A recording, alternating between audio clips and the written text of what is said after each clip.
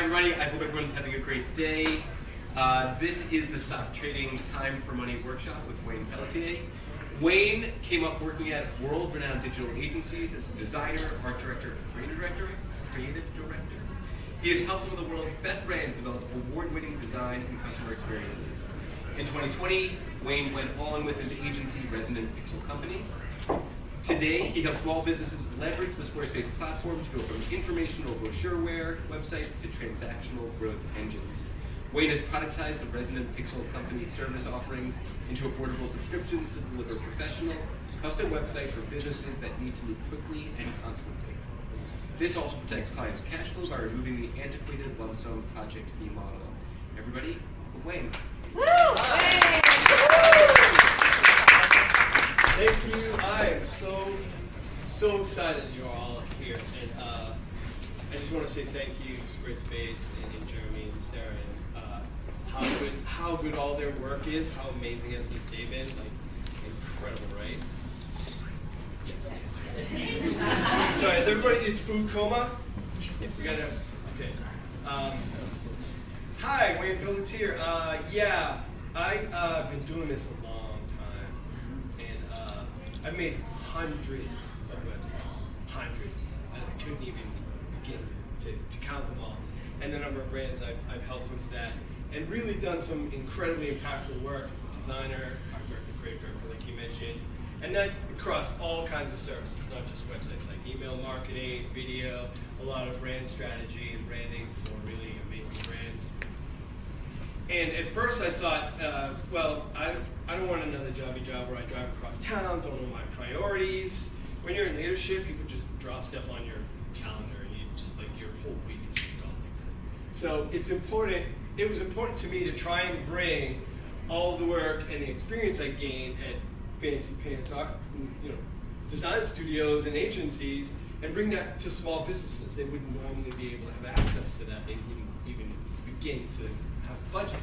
So I thought that was a pretty cool idea. And in 2020, when I started this, it was take all comers, just video, social media, websites, branding, whatever I could do to see if I could just make a living at this. And prove to my wife that I could make a living at this. I shouldn't say you need to go find yourself a job. So that was really great. It proved really quickly to work. I was earning a living by summer. It was really going really well. But with project work comes some challenges, and I'm sorry if any of these give you any flashback or big feels, but I certainly was in that space, right? And it got really hard to manage my time. What I noticed with project work was the busier I was, the fewer billable hours I had. Now I'm in QuickBooks or FreshBooks or doing all this administrative stuff and replying to emails. How many emails? And onboarding and offboarding to systems, Notion, all these things. And that's all well and good, but you also really figure out at some point you actually have a business to run and you need to earn a living.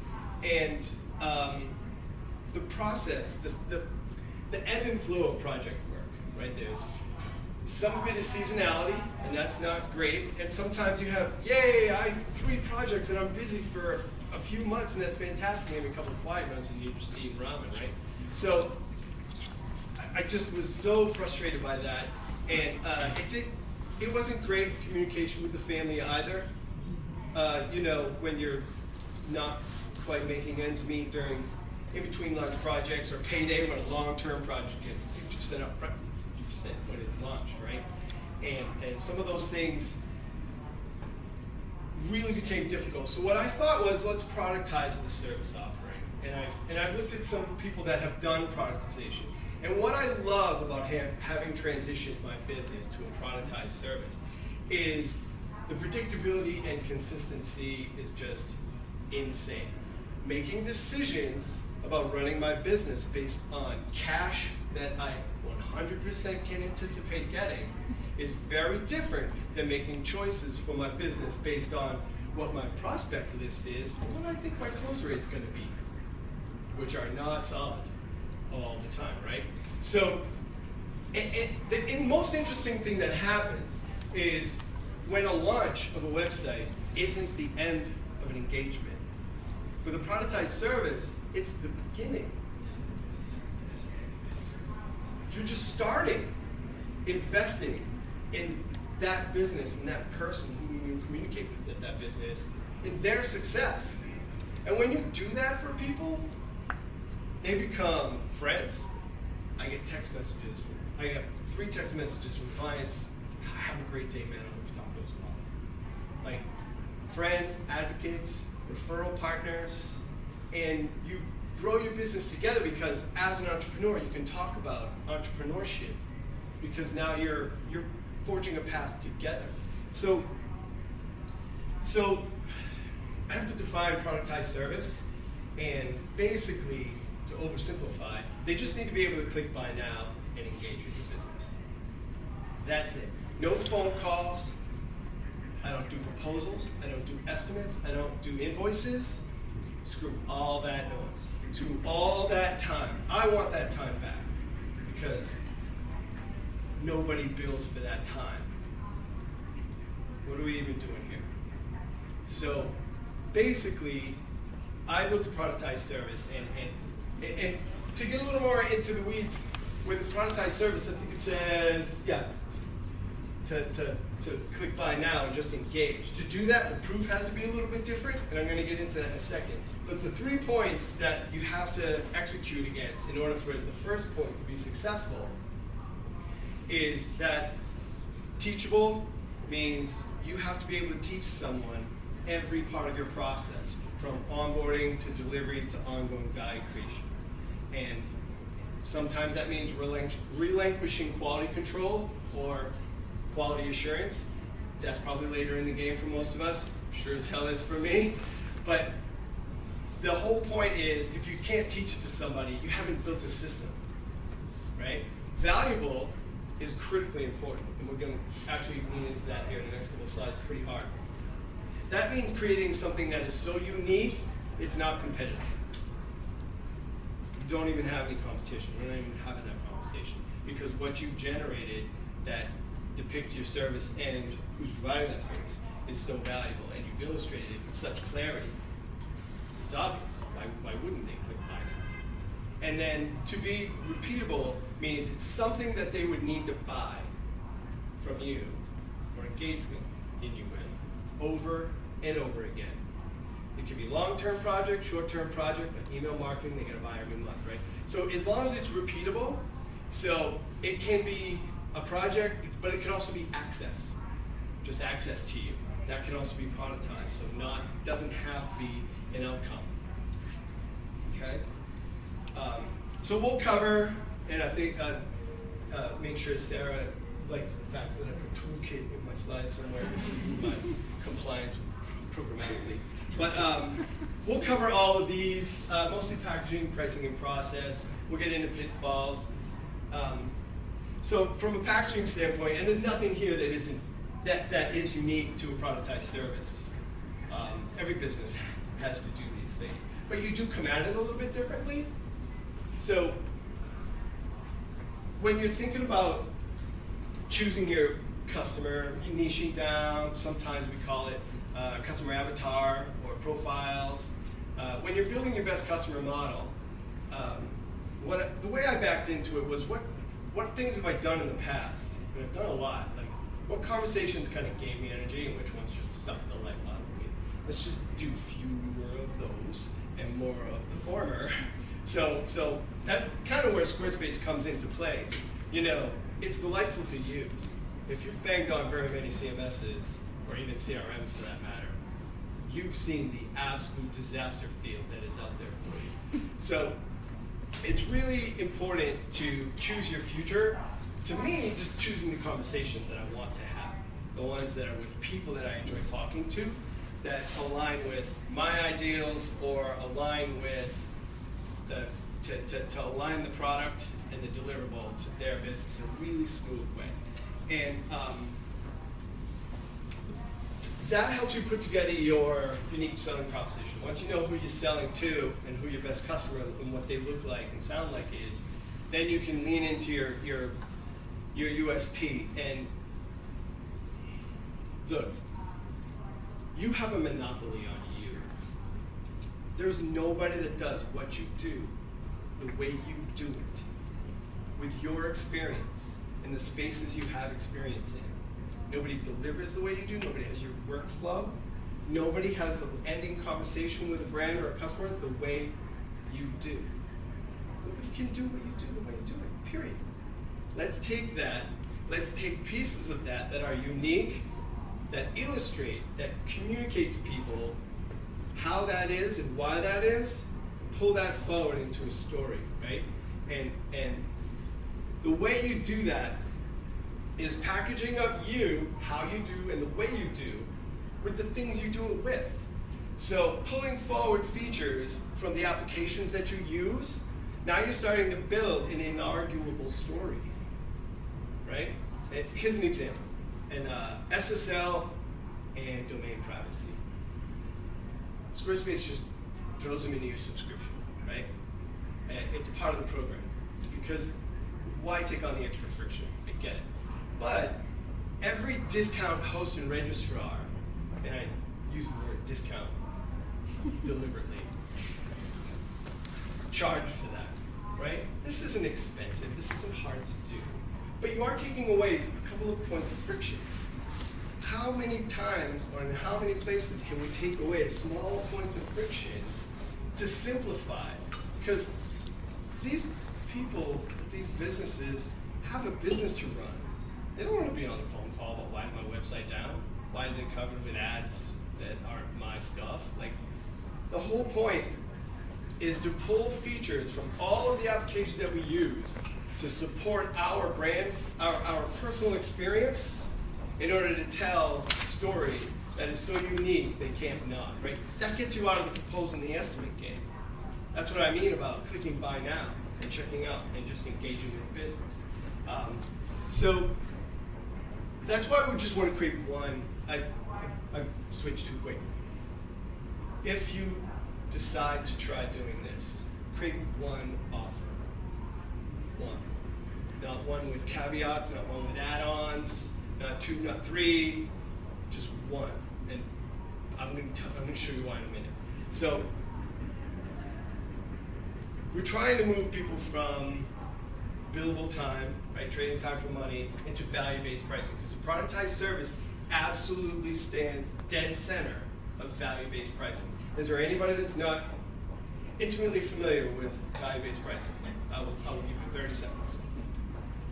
Nobody? You're all experts in value-based pricing? I want to hear your explanation of it. You want to hear it? I do. All right.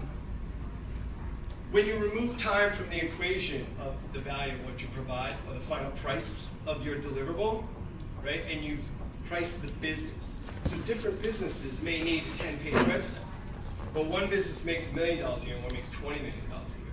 And the one that makes $20 million a year is going to think that $50,000 for that is an absolute steal. Why wouldn't they buy it? Not only that, they're probably going to bug you at all. They think it's an incredible deal, and they're just going to trust your expertise.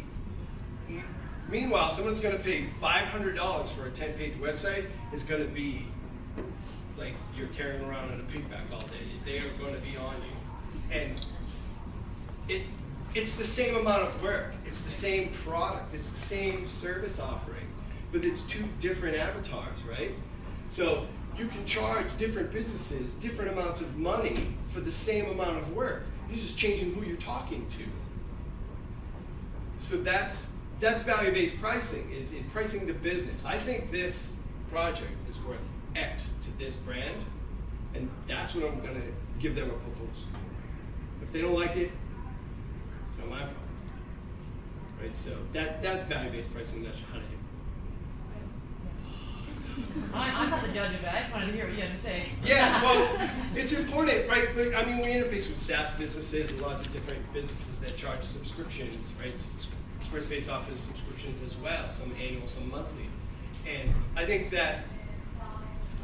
that's also value-based pricing, right? That's a productized business. Squarespace isn't like, well, we've got enough subscribers this month, sorry. Soup, Nike, like, if there's market demand, they're going to make more product. They don't say, well, I can only serve 4 clients. Sorry, everybody else. That's what project businesses do, right? So everybody's. I'm not really going to get into performance papers. It's more like lead generation and stuff like that. I've done a lot of that, and it's fantastic. We make a lot of money, but it's really hard to prove. The analytics behind it are just a nightmare. All right, so when you have a bunch of projects, that's really awesome. You get paid a bunch of money. Say, and I use round numbers because I'm really not good at math, but so say $5,000 for a website, right? It's a nice round number, and I can do the math on it. So when you have, say, a few concurrent projects, and I've talked about the seasonality and how projects sort of have an ebb and flow. You got 3, and then you go a few months with very few. So the idea here is monthly recurring revenue or a subscription for a productized service continues to compound. It just continues, and the more you add clients, the more future revenue you grow, right? And that's really powerful for consistency and for predictability in the business. But with a project, it's really great. You get $2,500 up front, $25 when you deliver, and that's fantastic. If you have 3 concurrent projects, now you get 15 grand coming in over the course of just a few weeks to a few months, depending upon the project, right? And that's really great. That can pay your mortgage, pay for more than ramen. I mean, it's really great. But then you have a few quiet months, and that's really hard. So the only way to make more money or to grow your revenue would be, well, I'm going to up my hourly rate. That's a few extra bucks. It's okay. It's all right. It doesn't really move the needle, but it's good. You can just go to value-based pricing and just charge more. That's good. But there's a limit to how many projects you can take on because you can't make time. The only way to make time and to add meaningful revenue would be to add projects, and the only way to add time is to add people, and now you run an agency. So when you don't have enough projects and you're laying everybody off, not good feels at all. So, and I've laid off a lot of people. So that's what I love about productized service and the idea of monthly recurring revenue. There are different ways to package it. It doesn't have to be monthly. You can do quarterly, annually, whatever you want. Squarespace charges an annual. That's all good, but in general, you want to be able to create systems that can help you create that consistency. And that brings us to how to price. So this is what I call the value loop. I mentioned the $5,000 website a couple times. Have you had people buy a redesign, like on the same domain, same brand, same domain, a couple times? Yeah. There's a large span of time in between there, right? Almost always 3, 5 years, whatever that is. There's a story in those 3 years, right? If it's $5,000 in a 3-year span, that story is they really start thinking, our website's getting old in about 18 months, 20 months, and then they start budgeting and planning at about 30 months, and then they have the budget, they start looking for someone to help them contemplate whether or not it's going to be you again, or someone else, or a bigger company, or Fiverr.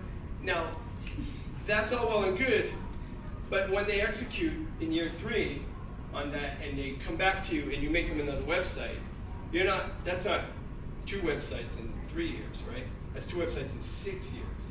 So you have to build an estimate. It's a bit of a guess. It's based on your own personal history, how long somebody's been your customer, and then making sure that you feel pretty comfortable at that, like that. Like,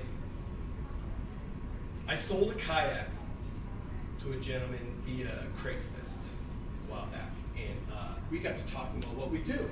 And he was a founder in an ownership group for a restaurant franchise that was just getting started. They had 1 location in Buckhead neighborhood of Atlanta, and they needed a website. Huh? You don't say. I make websites. So I made the first Moe's.com, Moe's Southwest Grill, right? And that ownership group went on to launch about 6 other franchises.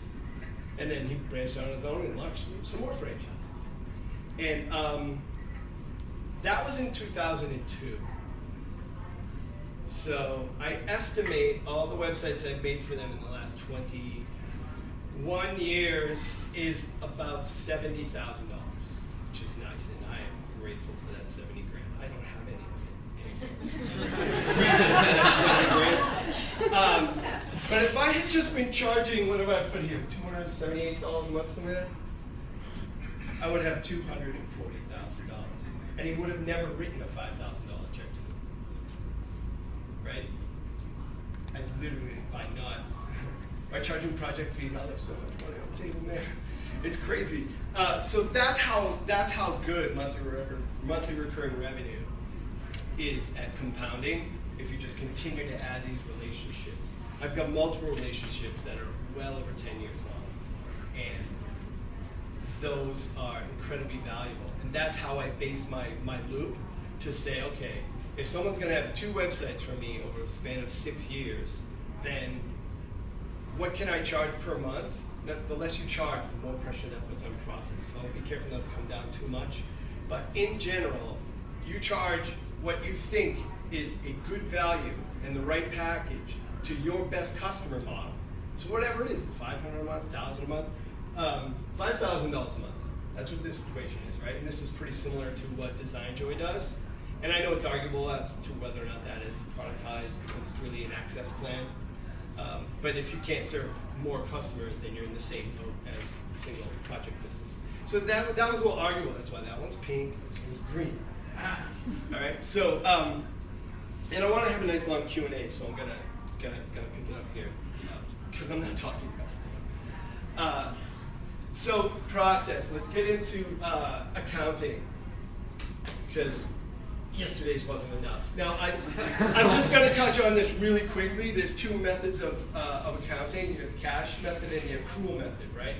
And at our scale, for the most of us, it doesn't really matter which one you do, but cash is going to be better because it's a lot more simple to manage and to build.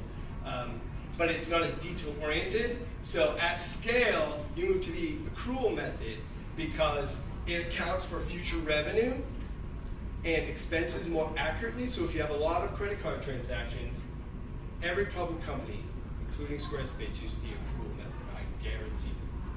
Nobody uses the cash method because you're looking at past revenue.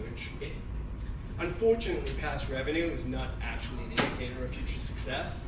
Like I mentioned, your only future success metric, if you're doing projects, is your pipeline divided by your close rate. So for me, I know exactly how much I'm making every month for the remainder of the year. And if I continue to add my goal of 4 customers a month, because I can only make so many websites at a time, then I know how much I'm going to have every single month, and I can make business decisions on that. I can say I'm hiring this type of person to help me and alleviate this part of the process from my workflow on this date when I hit this much revenue.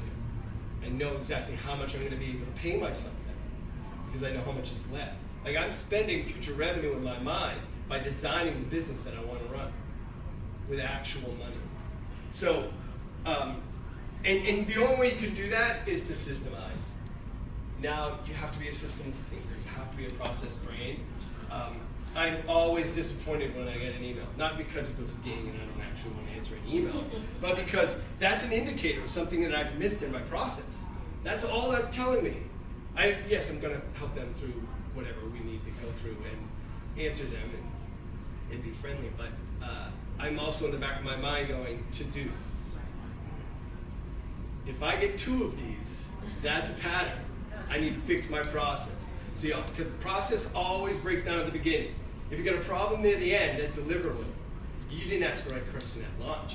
That's the problem. So always thinking systematically and looping that around. And that's critically important. That's why I say create one offering. Because if you're going to automate everything, now you have a lot of communication templates to babysit, and you make a change to your process or your offer or your deliverable, all that stuff's got to be updated. It's kind of like having a client. So you definitely want to just have one out of the gate because the complexity expands pretty quickly. Sorry. There, make sure you get that. I'm sorry, I keep standing in front of these. But I'll say, customer service is important for every business. It's not unique to a productized service, right? But if you're automating things, you want to make sure that your tone and your voice come through. So have solid brand guidelines. Make sure that you're clear on what you say and how you say it, right? If you're like me, you're just like, oh yeah, I want to sound like a clown all the time. Then just put that in there. But it's critically important that, I'll level you. Not every project goes really well, and you don't know they just don't call back. They know they don't have to deal with you or interface or have a conflict or a difficult conversation because the project's going to end and they never have to see you again. That's not the case with a productized service. They actually have to actively disengage and pull their credit card out of my Squarespace account, which I don't know. Actually, nobody's ever, no, I haven't lost a single time, which is amazing. So that's how good I am at these. This is the whole game. But this isn't specific to a productized service, right? Like illustrating ongoing value, if you don't do that, it just looks like an exorbitant hosting fee, right? But they're getting so much more. So my newsletter is probably the most important piece of my business, not even the creative, not even the quality of the design. If I can't keep people engaged and say, hey, did you know you could put your meta pixel on your page with a direct integration with Squarespace? Did you know you can put your product directly into Google Shopping? You're not taking advantage of these things. They feel bad. They feel like, oh, I'm not leveraging everything that they have to offer. I really should probably get on that. Now I flipped the table around, right? So now they're not like, what have you done for me lately? They're like, sorry, I let you down there. And the thing is that, here's an example. I get this customer, I've made a few websites for his brands, and it's like an ownership group thing, and he's texting me, hey, I really want to have a chat. He's one of those people that wants to speak your brain all the time, and you're like, I should probably charge for this. And he's great, don't get me wrong. So we finally connect, and looks away, and he goes, dude, I can't go anywhere without seeing you. You're everywhere. I'm like, I published like 4 newsletters. I just started this thing like April. And Facebook, so I take the newsletter and I take all the 10, there's like 10 or 12 pieces of content. It's actually pretty robust. And then I put those on LinkedIn and Facebook over the course of the month, right? So what I want to do is say, I'm going to move on.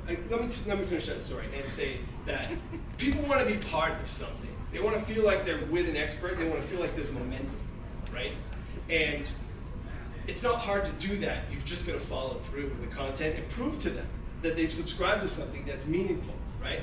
So I can't overstate enough how difficult this transition is, and but also how beneficial it's been to my business, my life, right? Like just to know next month I can pay bills, and I don't have to have a single email or call from a client.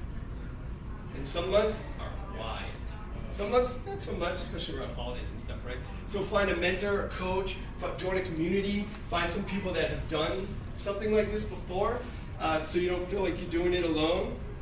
And I want to cover this real quick, 2 minutes. Communicate with your loved ones, your friends, your dog, your cat. Let them know that you're making this change to your business, because there'll be times when it's not so easy, and there'll be times when it's euphoric, and you just want them to know what the heck's going on with you, right? Because you're gonna, the dip, you're gonna fall into the pit of despair. You remember we had a minute ago, we had $15,000 coming in or something, that was amazing.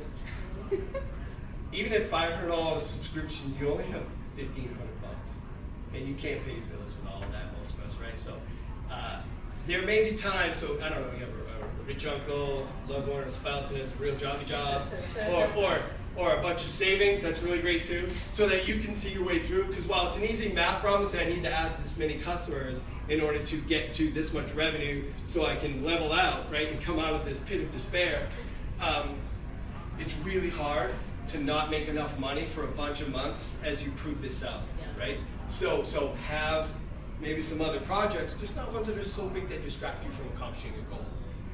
That would be bad. So I want to answer some questions, and I have. Did I do all right? Because I wanted an extra couple minutes for Q&A. You got 10 minutes. All right, and I've got a bunch of resources here.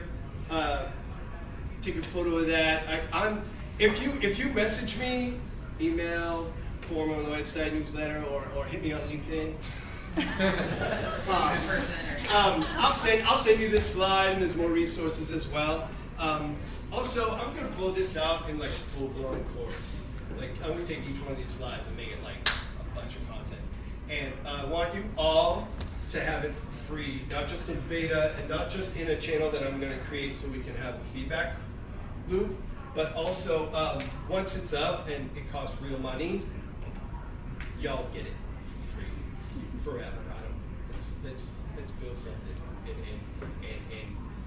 make positive change for the world and for designers who are stuck in that ebb and flow of projects that is just sometimes really hard. So hit me. What do you got? Any questions? Oh my gosh, go ahead. I want to say thank you. This presentation has been an answer to my prayers. And I was actually going to ask for the homie discount on your slides because you could totally sell this, but I'm glad to see that. On the homie discount? The homie discount. I'm sorry, I know discounts. So I actually made this change, this shift from labor-based pricing to value-based pricing at the beginning of this year, and it totally broke my business. Yeah. I fell into that pit of despair, and what I realized is exactly what you said. The client who will pay for that labor-based pricing, pay that labor-based pricing, is not the same client that is going to pay that. Yeah, not all your friends are coming with you. Yeah, and so it's been challenging repositioning for a new client base and trying to figure out, well, who are these clients? Where do I find them? How do I pitch them and pull them in? Yeah. And so I wanted to know if you, because I imagine a lot of people here are inspired by this presentation, like, I want to do it. And you talked about some of the pitfalls, but what advice do you have for how we can make this transition a little bit more smoothly without totally dismantling everything that we built, or is that what's necessary? This one's hard. If you haven't read the book Built to Sell, it's adjacent to this conversation. It's hard to make the transition in a soft, long curve, right, in a long arc. You've got to kind of hard pivot, and you can still sell the other things. Sometimes, there's two things that are true, and I'm sorry, I'm going to say some things that might be hard for some people to hear, but I think we're all friends. Decouple your identity and your self-worth from your pricing. It's critically important that you're able to do that. Otherwise, value-based pricing is going to be really hard to get to, right? And the other one is, it doesn't matter what your website says you do. It doesn't. Once people know you, like you, and trust you, will you help me with my email signature? Will you help me with my business cards? Can you watch my dog? I literally watch the guy's dog. Decouple both of those things, because once people know you, like you, and trust you, they're still going to ask you to do all kinds of things, because nobody knows a web designer.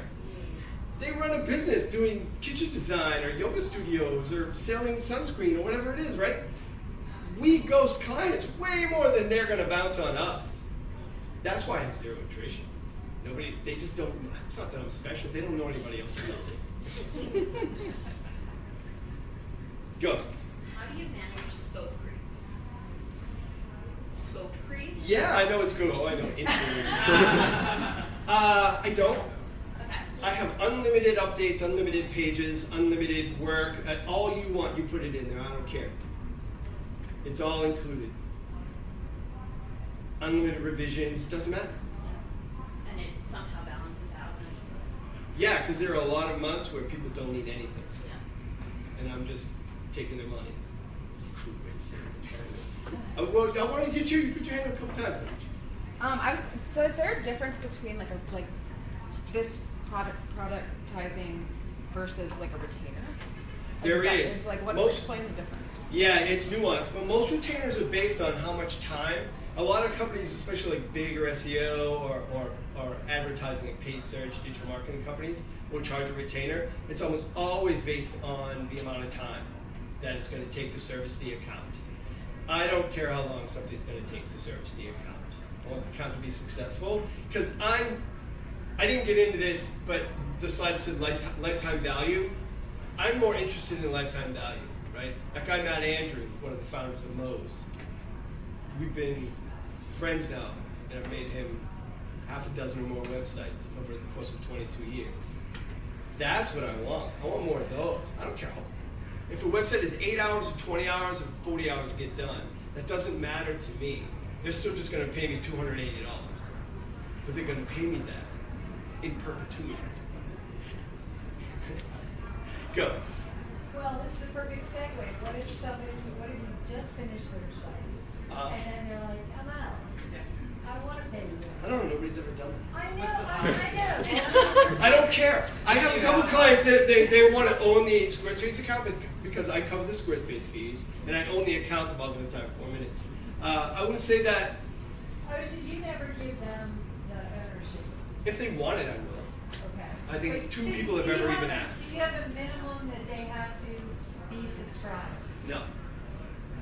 Okay.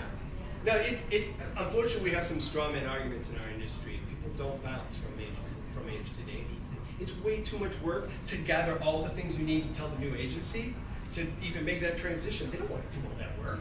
It's a ton of work. How long, like how many clients have you made the shift to product services? When did you start doing that, and how many clients have you been? Because you said you have no attrition, but I'm interested in the history of it. 'Cause I think we have similar concerns of like, what are your policies, what if people cancel? You're counting on no one to cancel, but what's been the No, there will be what's attrition. been I'm the not. history on it? I started writing about this last June, and I've been so engaged since then. My job has been so much fun. It's insane, and I'm so excited to work every day. I'm solving problems that energize me, and I don't know. I don't have any attrition yet. I sold my first client, Marin Kombucha, last October, and then quickly followed by about 5 new brands. By the end of the year, I was a little concerned, but I'm at about 60 now, and I'm adding. Right now, I have 6. I just got email before we walked in here. Someone signed up, so I got to go on board with somebody soon.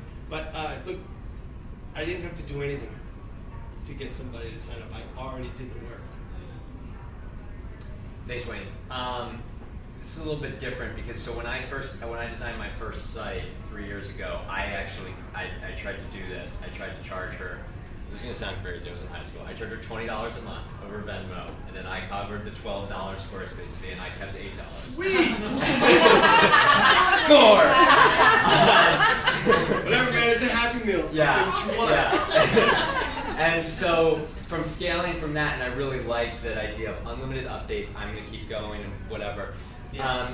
But then as we're talking about updating the site, I wanted to site refresh. I was thinking, okay, I can offer you one every 12 months, every 18 months. And I was thinking, essentially what I'm offering is a maintenance package and a financing plan for a website for the next 18 months. And, so instead of, this is recurring revenue, oh wait, I can just use, the present value of annuity and get paid this up front. And then, oh wait, now I'm Then you spent all your money, Right. you still worked. Right, but then I'm every website designer, I'm charging up front. And Yeah. so I'm wondering if, the recurring revenue, right, it's like, this is how Squarespace is valued at $4 billion when they only make $400 million a year. How is it really recurring? Because eventually you're going to have to start redesigning these sites. Yeah. And how do you approach sort of that redesign phase? Because that's what scares me. And that's why I'd rather just take $5,000 up front and like invest it or spend it or do whatever. Yeah. Well, I'm invested in lifetime value. I know I've got about a minute. I would say, remember when I told you about the thought process that they go through before they get to the redesign at year 3? At 18 months, they're thinking this. At 20 months, that. I'm offering a free redesign at 18 months. I'm getting way out in front of them wanting a new website. They're not going to want to put it out to bid because I'm already going to say, hey, do you want this for free? Well, not free, but included in your subscription. You've already paid for it. Why not just let us redesign your website? You know what they're going to say? Yeah, kids know. That's exactly what they're going to say. Maybe one more I quick know we got question. one more. I go have for one more. You guys want to wrestle for it? Or? Go first. How many people are working? How many people? I'm the only full-time employee. I have a designer and she's amazing. I have a very rigid system. I have a Trello board for every client, right? Every customer goes in and they put, and there's only like 3 columns. Inbox, doing, done. And even if they email me, every Trello board has an email address. So I put that in my contacts. So they email me here, I got a couple earlier and I just forward it to their board. And it's just gonna be at the bottom of the inbox column. So then there can only be one thing that's being worked on at a time and doing. That's it, one thing, and it turns this bright yellow if you're trying to put two things in it. So, I know it's awesome. So they manage the priorities by sorting those in the inbox, and they just tell me what to do next, and we just bang through those. But my designer, who is in Indonesia, she's incredible, and I'm so grateful for her. A lot of those things get done before I'm even out of bed. So I just kind of check it, make sure everything's cool, we're still on brand, push it live, that type of thing. So that's what I mean about process. This isn't, to some degree, it's not even about having made them a website. The outcome of the website is great, but investing in their future success by collaborating with them on subscription, right? Now I'm able to help them with their future, and that whatever they want to add to the website, it's just part of their channel, their network, right? Their marketing facade. So rigid system, you're a systems thinker now. I had that, what did it say? I skipped over the congratulations, you're a CEO. CEOs know, you can go ask one, there's one out there. Look, CEOs know this. The only thing you learn from is failure. And they get a lot of smoke blown up their butt all day long. Nobody wants to tell bad news to the CEO, right? So the CEO knows how to vet out all this baloney, all this crap to say, okay, I'm glad this was successful. What made it successful? How are we going to repeat this success? How are we going to systemize why and what made this successful? And that's what puts pressure on the directors and the other leaders in the company to want to create systems around that. So that's what I mean when I say I got an email and I'm bummed. That's a reflection of something I missed in my process. That's thinking like a CEO. Oh, congrats, you're all CEOs now, by the way. I just want to let you know that. You good? Awesome. Thank you, Wayne.